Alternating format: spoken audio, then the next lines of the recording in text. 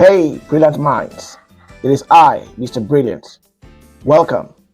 This is where we educate, motivate, and elevate. Today we'll be talking about something simple but powerful: transitive and intransitive verbs. By the end of this video, you'll never get confused about them again. Let's dive in. So, what's a verb? A verb is an action or a state of being. For example, let's see: run, eat, jump. These are some examples of verbs. Now, what's a transitive verb? A transitive verb needs a direct object to complete its meaning. Then, without a direct object, the transitive verb will not complete its meaning.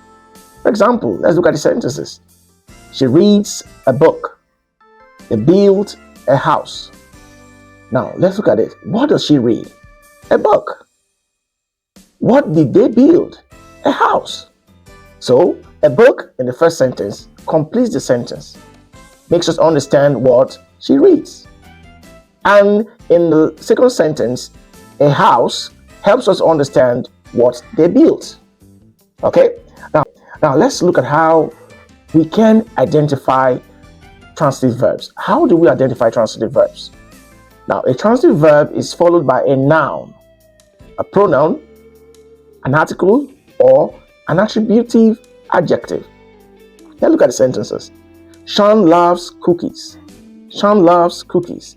In that sentence, the word that comes after loves, which is the main verb, is cookies. So cookies is a noun. That tells us that loves in that sentence is a transitive verb.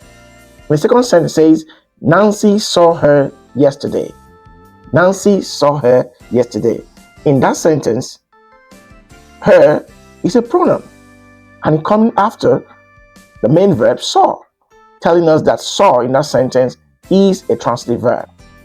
The next sentence, Amanda bought a book. Amanda bought a book. Now, in that sentence, the word after bought is a.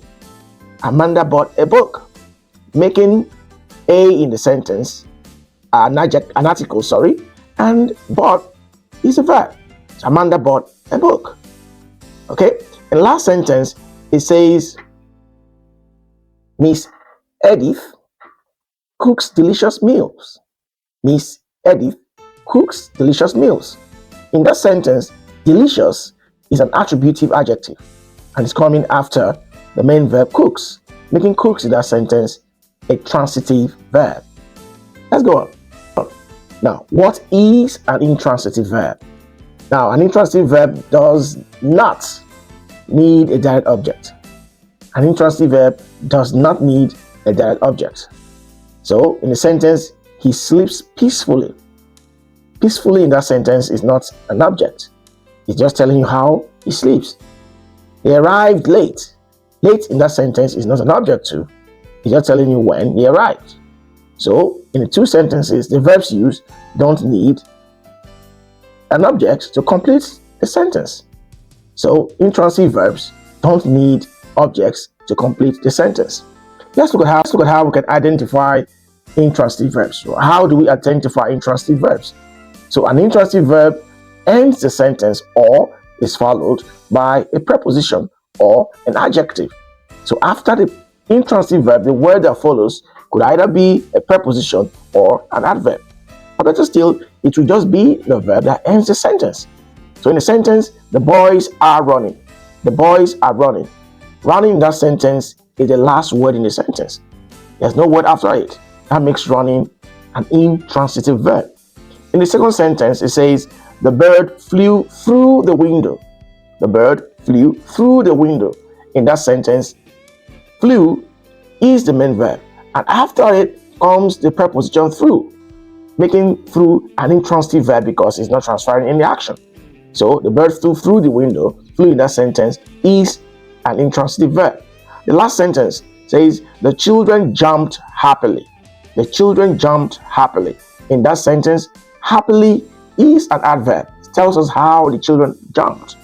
So the verb jumped is an intransitive verb because it's not transferring action to an object, making it an intransitive verb. Okay, now let's look at difference between the two. Let's spot the difference. For transitive, the boy kicked the ball. If you ask the question, what did the boy kick?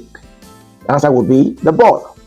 Okay, but in a transitive verb, if you say the boy laughed loudly, there is no object needed because the action of laugh is not being transferred, so there's no object needed.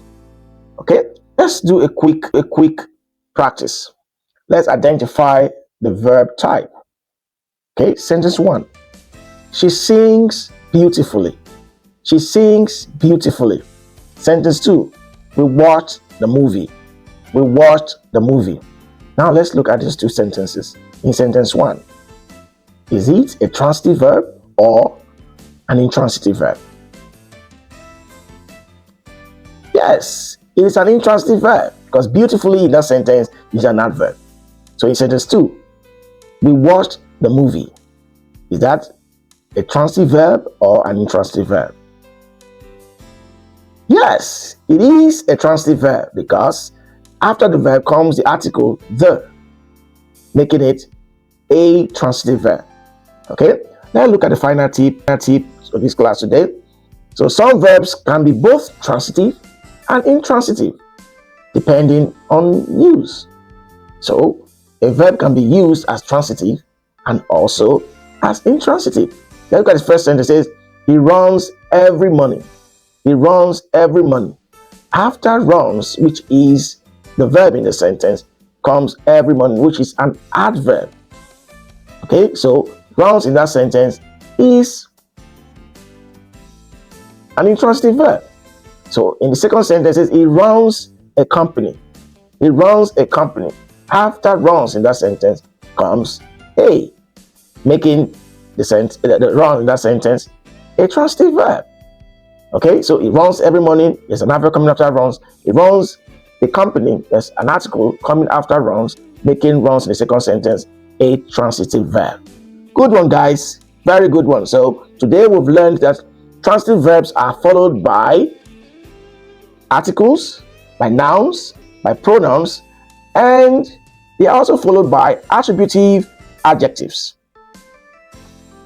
We also learned that intransitive verbs are followed by prepositions or adverbs, and they can also end the sentence.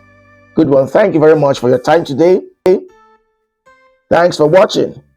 Don't forget, subscribe for more lessons, and also like our page and drop a comment. Bye-bye.